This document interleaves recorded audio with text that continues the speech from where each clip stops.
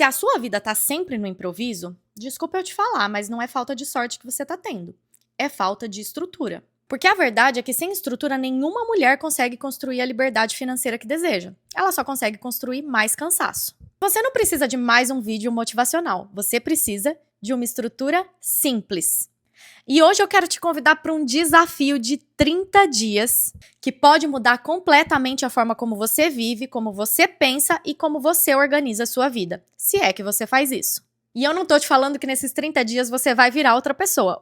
O que vai acontecer é que você vai parar de viver no modo bagunça. Porque eu já fui essa pessoa que vivia cansada, que comia qualquer coisa, que não sabia o quanto gastava, que não sabia o quanto eu podia gastar, que tinha 1000 ideias, porém zero execução. Sempre acabava achando que o problema era eu, que eu era preguiçosa, que eu tinha ideias, mas que eu não tinha motivação suficiente para tirá-las do papel. Eu achava que eu não era o tipo de pessoa organizada.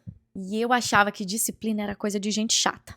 Até eu perceber que eu não tirava esses meus planos do papel, não por falta de capacidade, porque capacidade eu tinha, mas eu não tinha uma estrutura que me permitisse fazer tudo isso.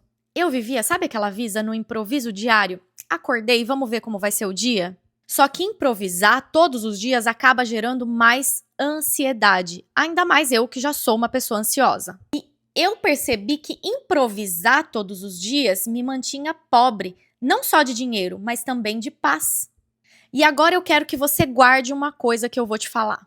Estrutura gera liberdade. Já a desorganização, ela cobra juros emocionais. Porque quanto mais bagunçada é a sua vida, mais caro você paga por ela. Você paga caro em dinheiro, você paga caro com o seu tempo e principalmente com a sua energia.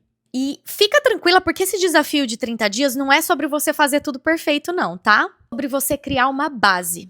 Porque você vai praticar esses 7 hábitos simples durante esses 30 dias que vão ser libertadores na sua vida. E que já nesses primeiros 30 dias você já vai ver mudanças, mas que vão impactar a sua vida a longo prazo. O primeiro hábito que você vai fazer a partir de agora é você fazer um planejamento consciente da sua vida. E eu não chamo isso só de um planejamento anual, eu chamo isso de planejamento de vida consciente. Porque não é sobre você pegar um papel e preencher ali listas de desejos que você quer para aquele ano. É sobre as suas decisões. Você vai sentar, vai pegar um papel e uma caneta e você vai responder para você mesma. Quanto é que eu preciso ganhar por mês para que eu possa viver em paz? Quanto é o meu gasto fixo? Você vai juntar todas as suas contas fixas, que são o seu aluguel ou o financiamento da sua casa, financiamento do seu carro, seguro do seu carro, conta de água, conta de luz, mercado. Contas fixas são aquelas que você não vive sem. Não estou falando de gastos que você pode cortar na sua vida, que é uma assinatura de TV, delivery que você pede toda semana. Eu não estou falando disso. Estou falando daqueles gastos que são essenciais para que você viva. Quanto é? A terceira pergunta que você vai responder é quanto eu quero poupar esse ano. Eu quero poupar 10% de tudo que vier para minha mão? Foque aí no papel. A quarta pergunta que você vai responder é quais são as minhas 3 metas financeiras. E quando eu falo de 3 metas financeiras, eu tô falando de curto, médio e longo prazo. Isso nós estamos falando de uma meta anual. Então você pode colocar aí de curto prazo o que você quer dentro de 30 dias, o de médio prazo, tô te dando exemplos, tá? O de médio prazo, o que você quer até o meio do ano, e o de longo prazo é o que você precisa ter conquistado até o final do ano. Agora me responde aqui nos comentários, você já fez isso alguma vez na sua vida? Ou você é daquele tipo que só vai vivendo, esperando as coisas acontecerem? Porque a maioria de nós, mulheres, não temos um plano, a gente só vai reagindo à vida. Esse hábito de só reagir não constrói o futuro que a gente merece. O segundo hábito é, você vai fazer uma revisão da semana. Você vai escolher um dia da semana, toda semana ele tem que ser naquele mesmo dia e de preferência no mesmo horário. Que pra mim funciona melhor na segunda-feira. Os fins de semana são mais corridos, a gente às vezes tem compromisso na igreja, então eu sei que na segunda-feira eu vou conseguir pegar toda segunda e fazer isso. Eu vou sentar e eu vou revisar, porque primeiro eu fiz, lembra lá, eu fiz o plano anual. Só que toda semana eu tenho que revisar para ver se eu tô conseguindo manter esse meu plano, se eu preciso ajustar alguma rota, se tem alguma coisa aí saindo fora dos trilhos para que eu chegue no meu objetivo no final do ano. Gente, isso não leva muito tempo. É questão de 20 minutos e você consegue fazer essa revisão. Pega lá a sua agenda, um papel, uma caneta e anota o que tem funcionado. É bom você anotar, porque toda semana você vai fazer essa revisão. Então você vai tendo essas anotações para você acompanhar durante o ano. Marca lá o que foi que funcionou. Anota também o que mais tem roubado o seu tempo. Você pode anotar também onde foi que eu me sabotei, onde foi que eu saí do meu planejamento por conta própria. E você vai anotar quais são as suas 3 prioridades para essa semana que está começando. Se você vai fazer isso no domingo, você já vai começar a semana sabendo quais são essas 3 prioridades. No meu caso, eu faço sempre na segunda-feira, então eu já sei que a partir da segunda eu tenho aquelas 3 prioridades na minha semana.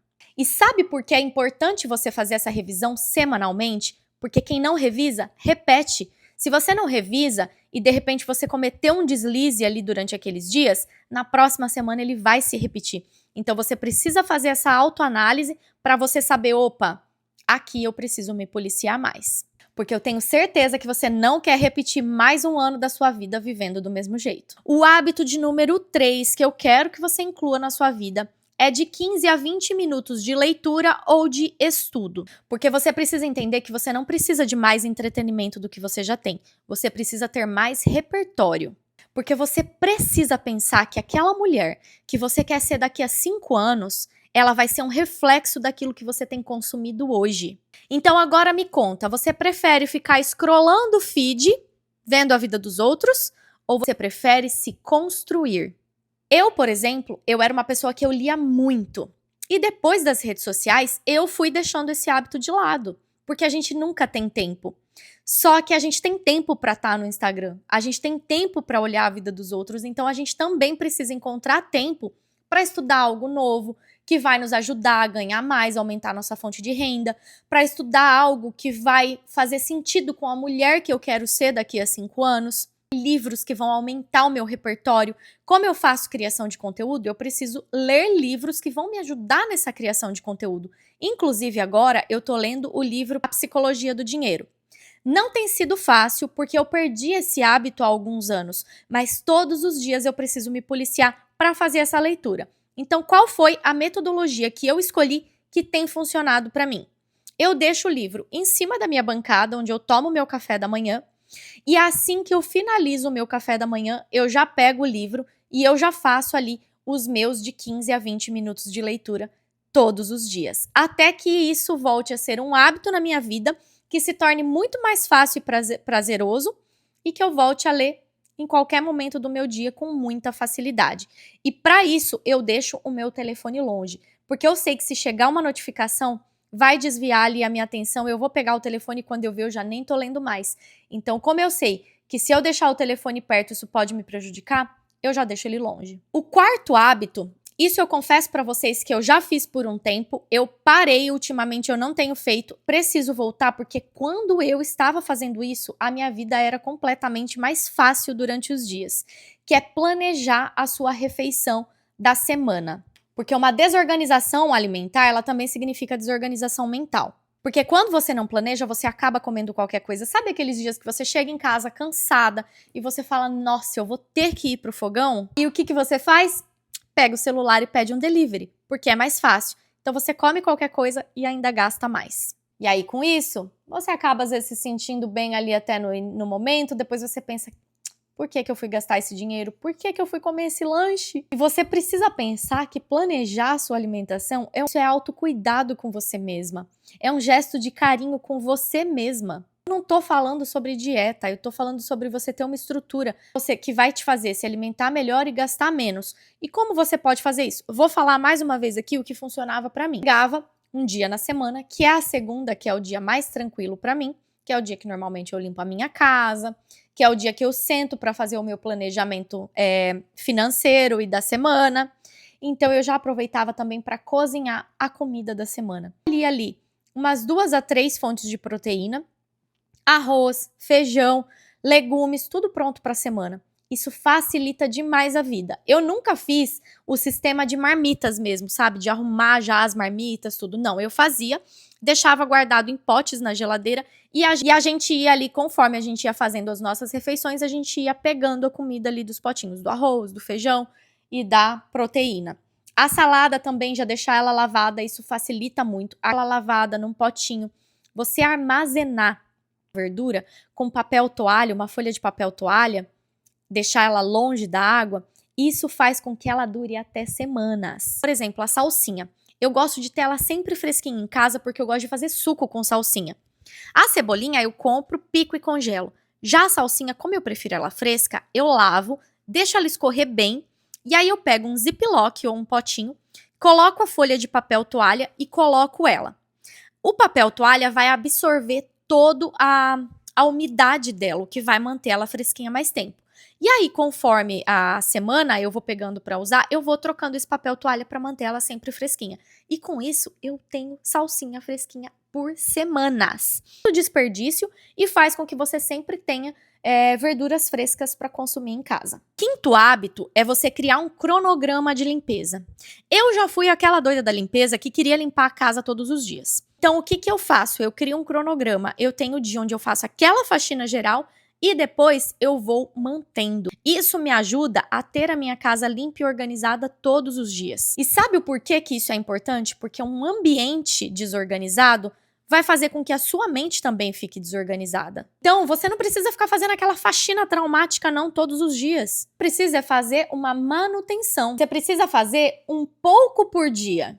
E não fazer tudo em um dia só. Uma coisa que às vezes funciona pra mim quando eu tô ali nos dias mais corridos é eu dividir minha casa por cômodos. Essas são as duas formas como eu faço. Ou eu pego um dia pra limpar tudo e depois eu vou só mantendo, ou eu divido minha casa por etapas. Por exemplo, num dia eu limpo os banheiros, no outro dia eu limpo os quartos e assim por diante. O importante é que você encontre um cronograma que funcione pra você, pra sua realidade, pra sua rotina. Ele precisa se encaixar na sua rotina. O hábito de número 6, eu quero que você comente aqui embaixo com toda a sinceridade do mundo se você já faz isso, que é você pegar uma refeição do dia sem telas.